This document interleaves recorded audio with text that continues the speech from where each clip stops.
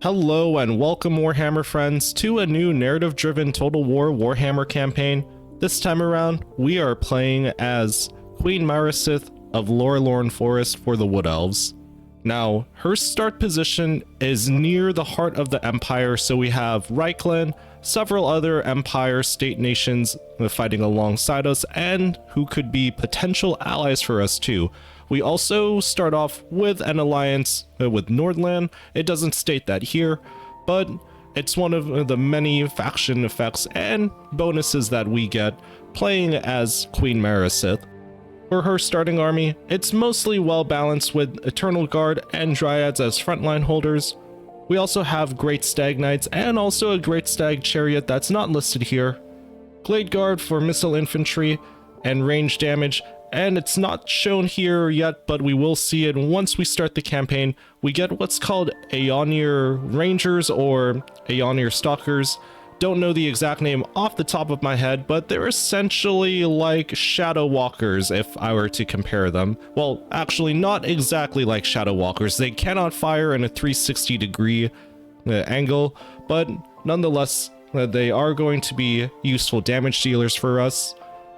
As for the faction effects, allegiance points mainly for the Empire forces and armies that are going to be nearby us. So we're essentially just going to have a semi-complicated relationship with them, essentially joining their war to protect our forest because mutual enemies of Beastmen and Chaos Hordes. Plus 5 additional forest health for winning battles in the magical forests or their heathlands. Plus 3 additional forest health for raising the heathlands. So raising is going to be what we're most likely going to do. I don't mind occupying settlements and then selling them off for a huge amount of gold to Empire forces too, just because we could essentially use them as buffer zones or, shamelessly saying it, meat shields. Leadership plus 10 during forest battles, melee attack plus 8 during forest battles. These two are useful but very situational as well, so it's not going to always be something that we can control.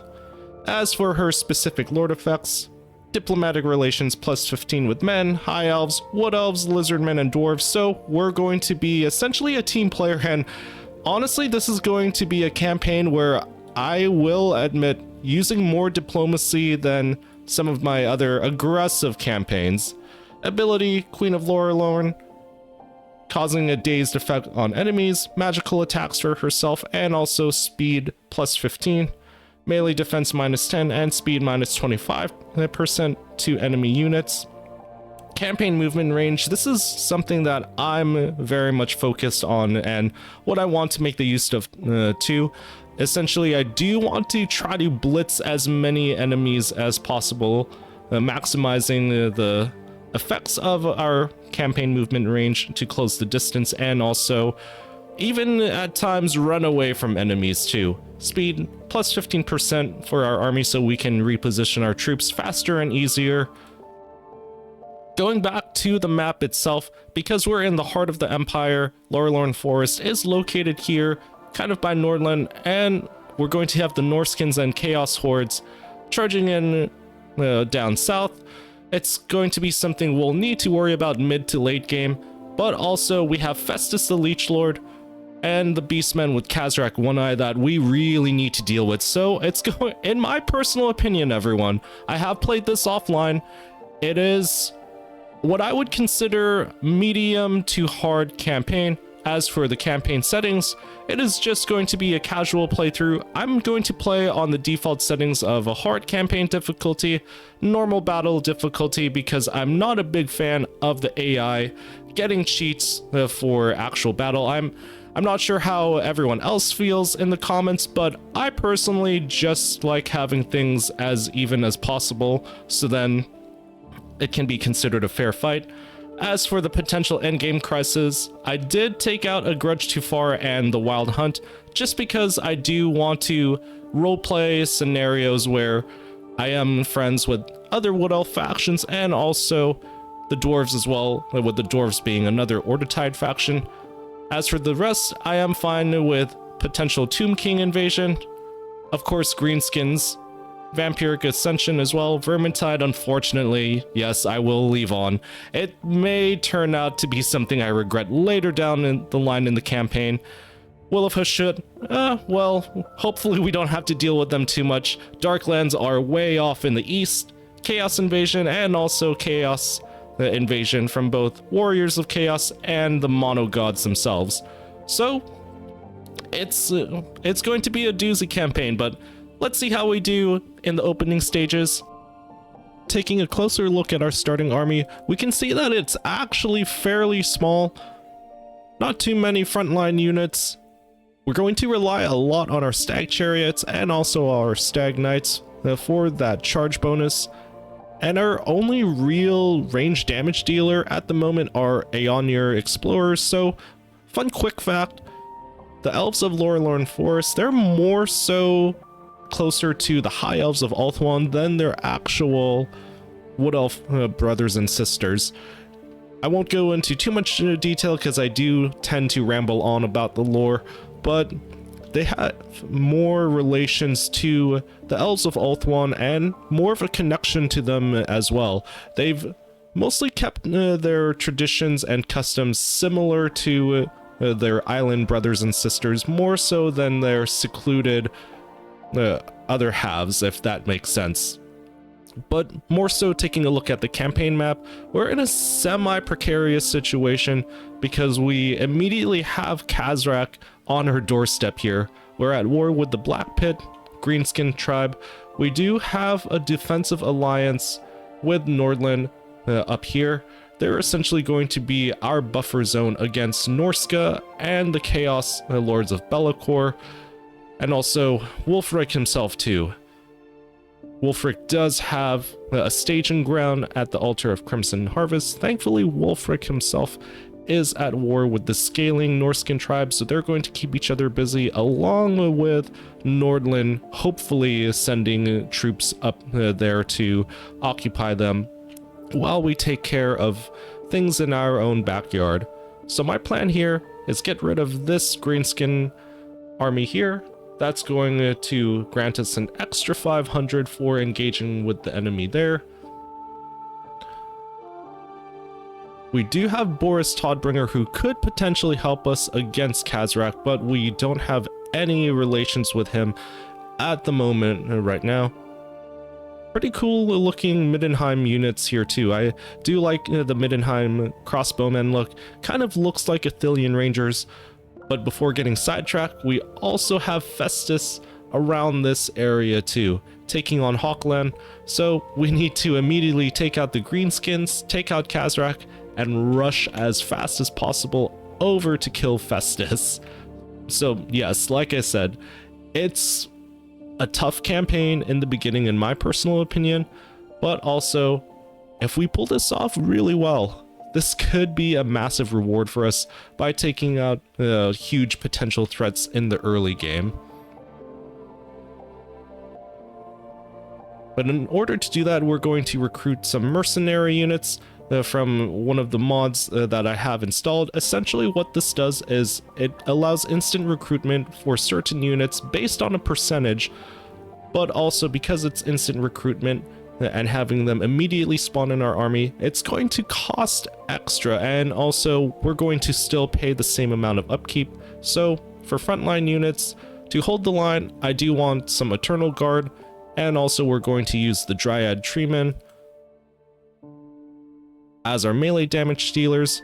Also to help us out, this is going to break our bank. However, I do want to recruit some Treeman unit and also Glade Guardians too.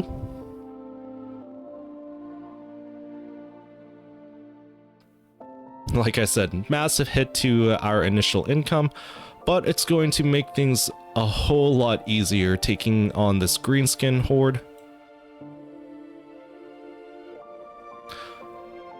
And we are going to fight this battle manually so as to minimize the damage done to our forces. For this banner here, we do have a charge bonus and leadership, so I'm going to put this on potentially either the Stag Knights or the Stag Chariots. And I should have said this in the beginning of the video, but if any of you have suggestions, tips, or tricks in terms of improving my campaign or battle strategies, please let me know in the comments below too. I genuinely do want to improve as a commander and also make things as entertaining for all of you as possible.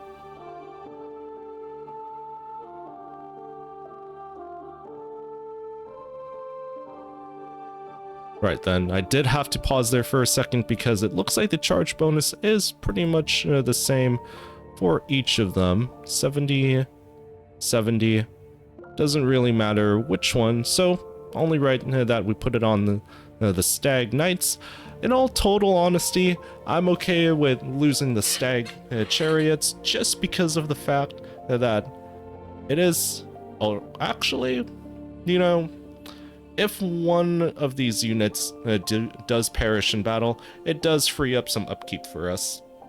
Taking a look at this army here that we're facing though, one of the main issues that I have is we're going to need to use the Stag Knights to really decimate their archer units before they have a chance at reaching our front lines. We can definitely outrange them with our own archers, but also it's the Forest Goblin Spider Rider archers that I want to try to take care of. I might even double team them with our Stag Knights and Stag Chariots too. But let's see how we go here.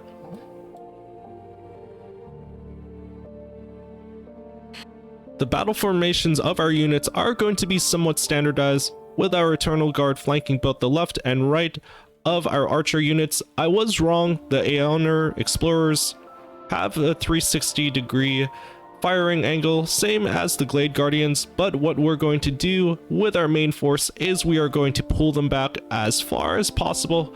Yes, admittedly, this is going to be corner camping because we're going to force the enemy to try to come to us, and also we are going to potentially ambush them with our tree men once they have closed the distance. Our cavalry, such as our Stag Knight chariots and also Stag Knights themselves, will be doing a bunch of skirmishing, and we have a secret weapon on our side that I forgot to mention too. Ladriel's Wolves is a summon unique to Queen Marisith, so we're going to summon one of them on top of the Forest Goblin Spider Rider archers, and I'm tempted to spawn two as well, just to double team them. They are a summon, and I am using a mod that makes summons permanent and don't decay over time. We're going to use both of them to eliminate the Spider Rider archers and potentially even the Goblin archers too. I may even send them to attack the Forest Goblin Spider Riders, just to provide us with that cavalry advantage. And also we're going to use Queen Marisith and her Glade Captain to assassinate the Goblin Commander too. But let's see how it goes. I'm not too worried about their front line. I'm more so worried about taking out the Goblin Archers so we can get range superiority and also cavalry superiority too. Cavalry superiority will be gained with Ladriel's Wolves, double teaming the Spider Rider archers, and then potentially even attacking the Spider Riders, or just the regular spiders. I might even send them out to harass the Goblin archers too, since they're going to hopefully be easy pickings. Well, that is my battle strategy, but let's see how it plays out. First things first, we want to highlight all of these units here. We'll start the battle and pull all of you back as far as possible. Doesn't look like they're about to charge just yet. But one thing I do want to pull off at the same time that I summon Ladriel's Wolves is I'm going to send my Stag Chariots to launch an assault with the Spider Riders. Actually, hold off on that for now. Timing is everything here.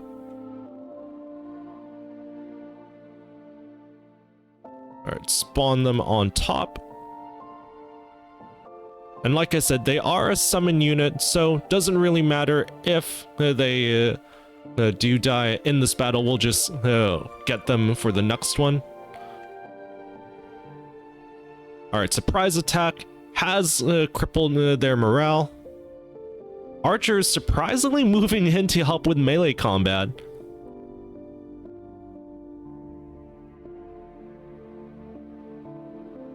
Seems as though the spider... Alright, we got the attention of the Ragnarok spider, so we are going to simply just harass them. Ladriel's wolves, cut down the spider rider. Oh, that's a bit of a mouthful there. Really going to need to micromanage as fast as possible here. Might be taking a bit of damage from the Ragnarok, but nonetheless, Ladriel's wolves doing their absolute hardest.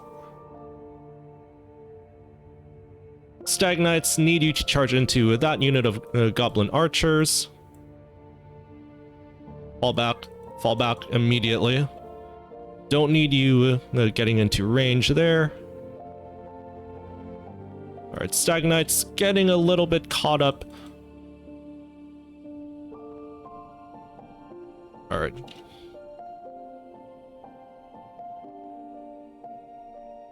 Need Ladriel's wolves to make a downhill charge. Stag Knights, you're a little bit caught up in that blob there, unfortunately.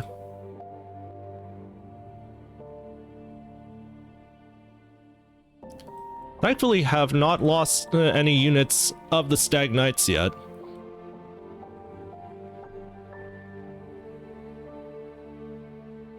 No losses from the chariots either.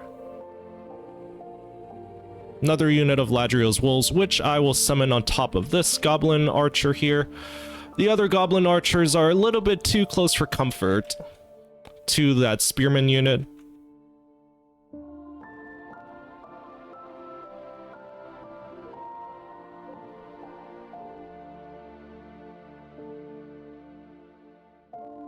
Alright, Stag Knights, let's have you charge into the remaining archers.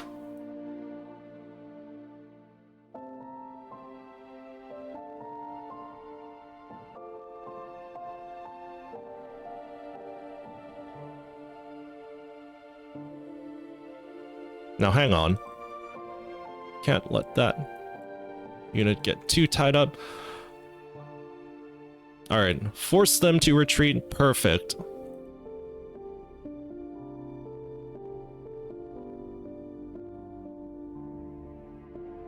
Alright, the micromanaging is going better than I expected. I usually do struggle when it comes to these micromanagement battles. Stag Knights don't need you guys to get too caught up again in the spear charge.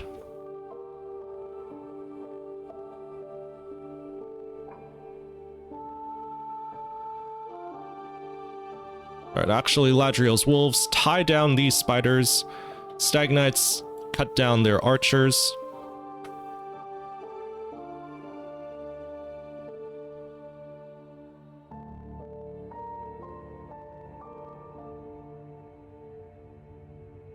Alright. Ragnarok getting a little bit too close for comfort, so we'll retreat. Yeah, in total honesty, I'm not too worried when it comes to the Ragnarok. We might potentially lose a Stag Knight chariot there, but that's alright. We'll just rely on replenishment. They are tying that enemy unit down. Spiderlings taken out as well. Goblin archers in full retreat there.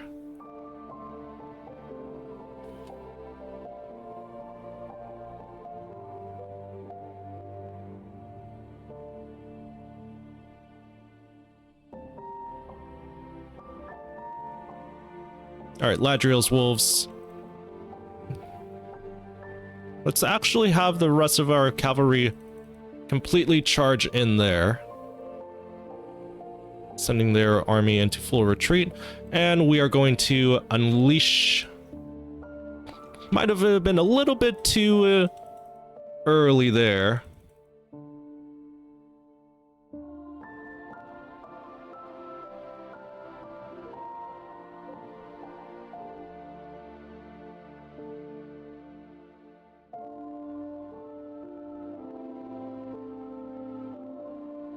Alright, their army is completely spread out now. That's what matters the most. Ladriel's wolves completely used up. And the treemen absolutely decimating the goblins, spearmen as well.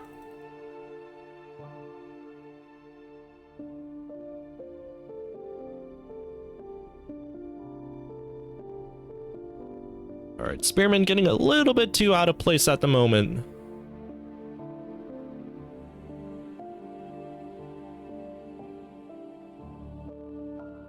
Alright, our treemen are absolutely running amok.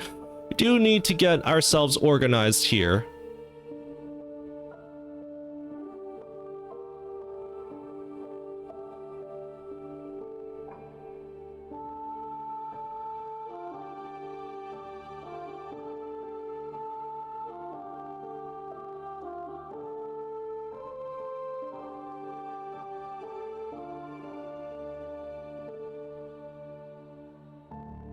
Alright, Treeman, let's have you get back in the forest there.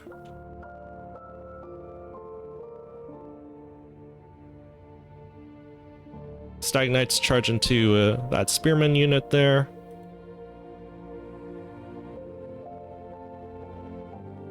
Let's actually have the archers focus fire on that spider there. You two assassinate that night goblin.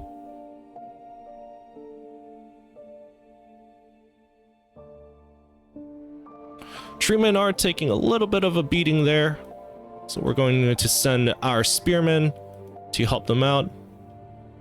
This is our elite treeman unit too, so I do want to save up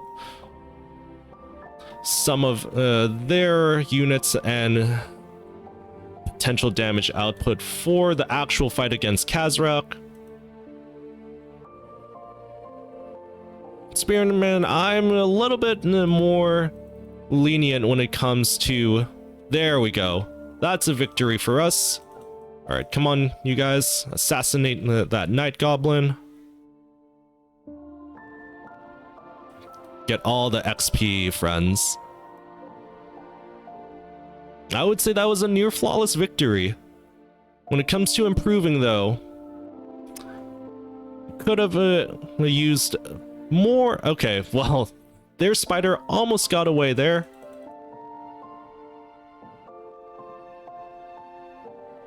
Spearman unit might retreat there, but also in case that some of their army does survive, I do not want their leader surviving, and I also don't want their main... Well, their main force was pretty much decimated of their archers and spider riders.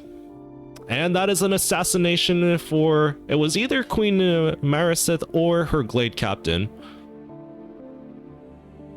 Only a couple of losses to our frontline units with the Eternal Guard with shields. Nothing we can't replenish. Damage sustained, but no losses for our Stag Chariots.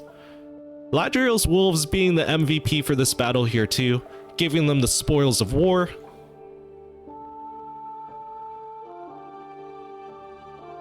And I do want to say it was better than Auto-Resolve could have given us.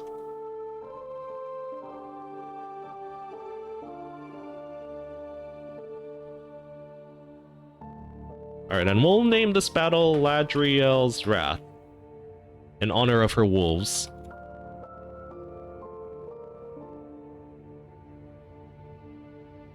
They're very much going to play a key part in the upcoming battle against Kazrak. I'm not sure if we have enough movement to make an attack on his army. Depending on how much gold we get, we might even recruit another unit of renown. Not entirely sure if we can even get some of like the Empire to aid us as well, but it would be really nice if we could get a defensive alliance with Mr. Boris himself and having Middenland join us in the battle against Kazrak. We do need to take them out as soon as possible. It's potentially do or die for us, honestly. But taking a look at our post-battle stats, the goblins slightly had more troops than us. We had the much better range quality, losses of 52. Most likely our tree men or dryads, and also Eternal Guard to the spider, and also to Ratgash himself. Losses from could have also been from Ladriel's wolves too, if those counted for our actual losses, even though they were just summons. While the extra gold is very tempting here, I do need my army to be at full fighting force when it comes to Kazrak and his Beastmen horde, so we're going to go with the army replenishment. I really do hope that this army doesn't survive here. Not because I don't think I can take it on, but it's just going to be an added nuisance for myself.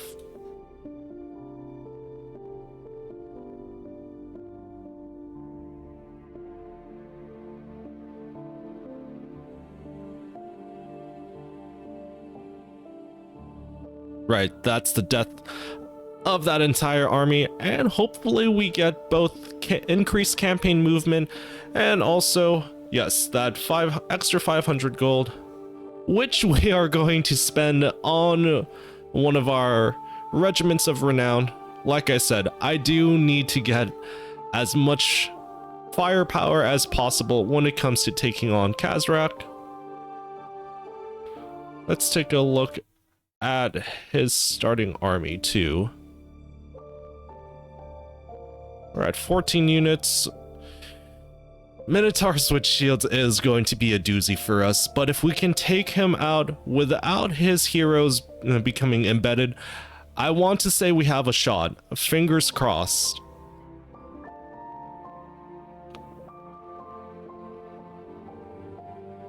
I am genuinely curious too. Could we potentially have... It's going to be expensive on our end.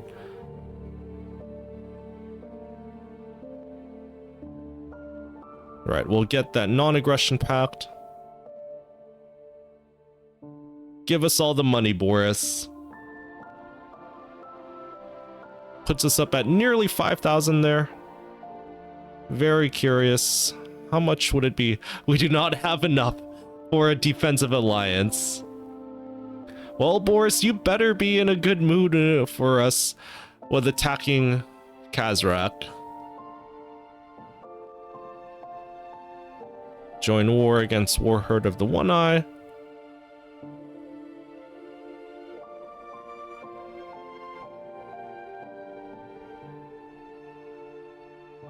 That puts us up at over 7,000.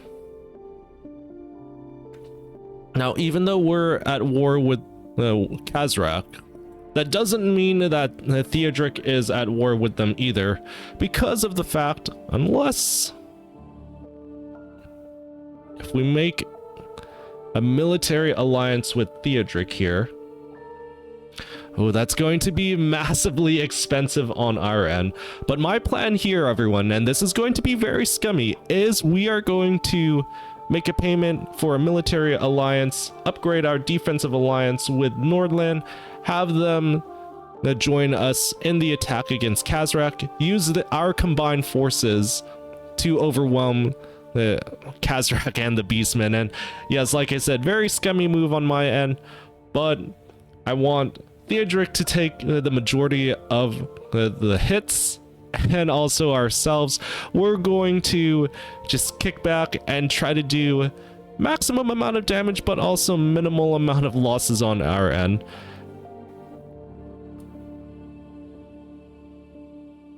Now, some of you are thinking, why would you do that? That's not really going to help you as much. So admittedly, I messed up the order of things. I decided to reload my save. We're not at war with Kazrak yet, but I am going to make a non-aggression pact with Hawkland here. gaining us over 7,000 gold there.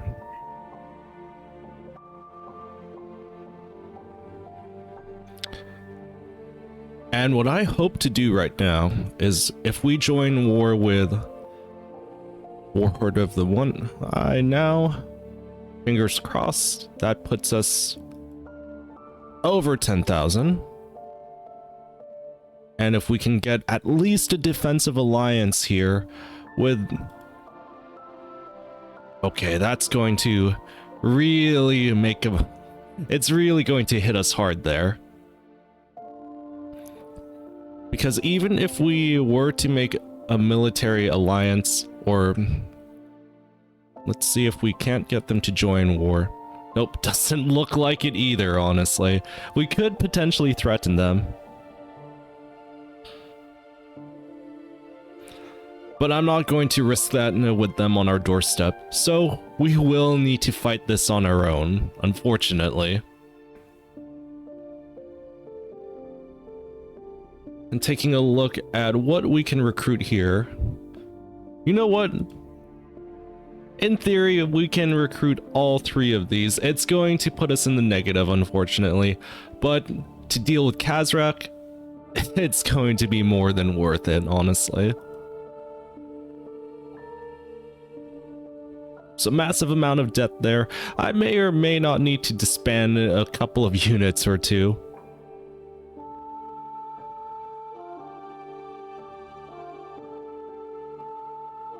And if we play this smart too, we might even just have enough to make an assault on the Black Pit settlement here. But we're going to save that for the next episode. If you're returning or even a new viewer, thank you so much for watching all the way through.